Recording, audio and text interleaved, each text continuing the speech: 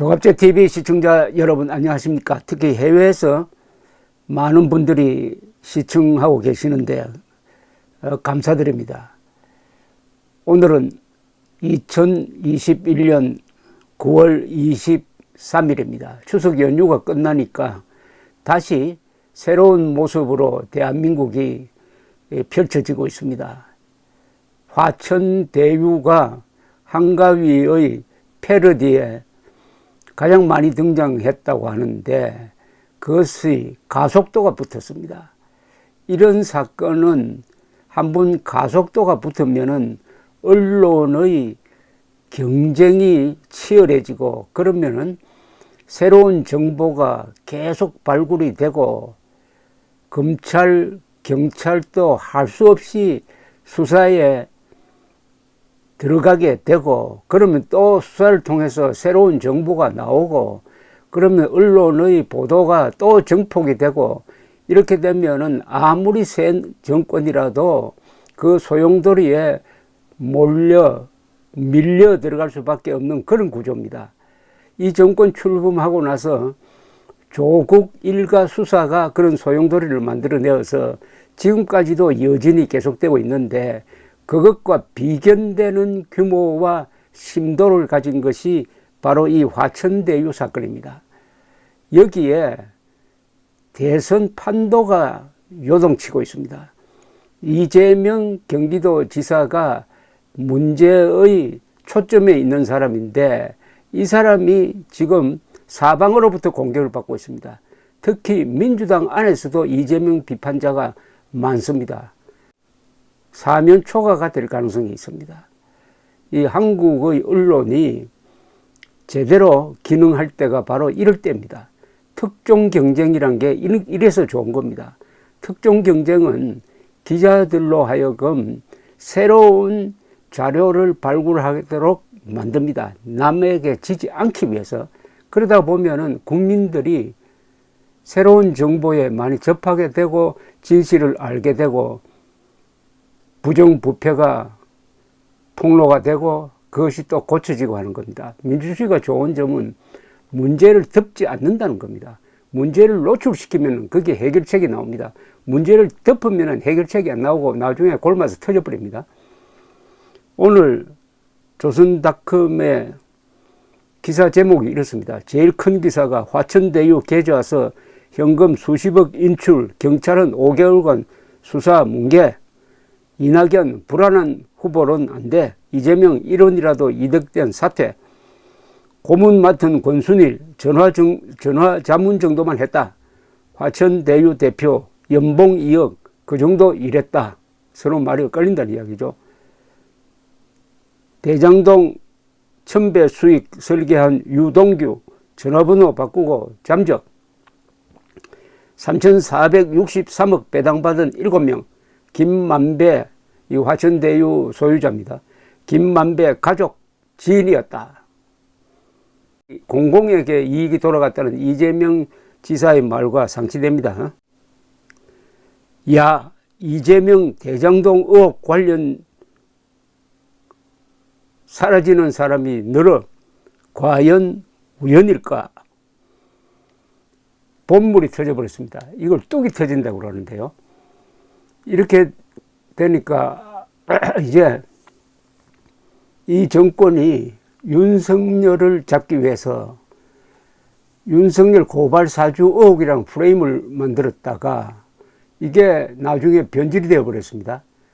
박지원 국정원장이 등장하는 바람에 박지원 게이트로 바뀌더니 이제 언론도 윤석열 고발 사주 의혹이라고 하지 않고 윤석열을 떼버리고 고발 사주 의혹이라고 하더니 요사이는 또 제보를 사주했다 해가지고 제보 사주 의혹 이런 식으로 이 용어가 바뀌고 있습니다. 용어가 바뀌고 있다는 것은 윤석열을 잡는 데는 현재까지 실패했다는 거죠. 윤석열이 고발 사주했다는 의혹은 온데간데 없어지고 오히려 칼자루를 잡았다가 어느 사이에 이 정권 쪽에서 특히 이재명 쪽에서 칼날을 잡는 상황으로 바뀌고 말았습니다. 이 사건은 국민들의 공분을 불러일으키는 모든 요소를 다 가지고 있습니다. 어떻게 주식 투자금의 1100배를 받을 수 있는 부동산 개발 사업을 할 수 있었느냐. 여기에 왜 성남시가 이 민간업자들을 적극적으로 지원했느냐. 그리고 수익이 돌아간 민간업자들 숫자가 현재는 7명 정도입니다. 7명. 이 7명이 그 중에 한 사람은 김만배라는 사람이 이름이 밝혀져 있는데 나머지 6명은 과연 누구냐? 그 사람 뒤에는 누가 있느냐? 그리고 여기에 자주 등장하는 인물들, 권순일, 박영수 같은 사람, 이 정권에서 밑에서 잘 나가던 사람이 여기서 무슨 역할을 했느냐? 그리고 무엇보다도 어떻게 해서 땅 짚고 헤엄치기 식으로 약 6천억 원의 사익을 최재형 전 감사원장 표현대로 하면은 편취할 수 있었느냐. 그래서 최재형 감사원장이 장명을 하나 했습니다. 이거는 21세기판 봉이 김선달이 아니라 봉이 이선달 사건이다. 돈 한 푼 받지 않은 박근혜 전 대통령에게 징역 22년을 선고를 했는데 사익 편취, 당군 이래 최대의 사익 편취 6천억, 이 사건에 대해서는 도대체 몇 년을 구형해야 하느냐.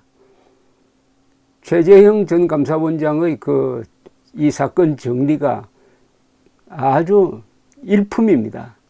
조갑제 닷컴에 올라 있으니까 그것을 한번 참고를 해 주시기 바랍니다. 이 세상 일은 알 수 없다는 게 바로 이 사건의 경우죠. 한 달 전에 이 정권 민주당 쪽에서는 얼마나 기세등등했습니까? 이제 윤석열을 잡았다 해서 몰아붙였는데 더구나 선동 언론이 따라오고 검찰, 경찰, 공수처 등등 수사기관도 도와주고 하다가 박지원이 등장하는 바람에 완전히 방향이 거꾸로 유턴 해가지고 이제 화천대유라는 아주 이름도 좀 괴상한 회사가 바로 화제의 초점으로 들어앉고 말았습니다. 언론 자유라는 것은 모든 자유의 근본입니다. 언론 자유가 있어야 정치의 자유도 있고 국민들이 사유재산권을 마음대로 활용할 수가 있고 자유를 누릴 수가 있습니다. 모든 자유의 어머니는 언론 자유입니다. 한국이 그래도 이 정도까지 온 것은 이승만 대통령이 언론 자유를 전폭적으로 보장한 그 전통 때문입니다. 6.25 때도 이승만 대통령은 언론 검열을 하지 않고 마음대로 기자들이 정권과 군대까지, 전쟁 중인 군대까지도 비판하도록 만들었던 사람입니다. 이승만 대통령이 키운 이 언론의 자유가 피를 흘리지 않고 자유를 지켜낼지도 모르겠습니다. 자유라는 것은 자유가 있을 때 지켜야지, 자유를 잃은 다음에 자유를 되찾으려고 하면은 피를 흘리게 되어 있습니다. 언론 자유의 위대함을 다시 한번 확인하는 순간입니다. 감사합니다.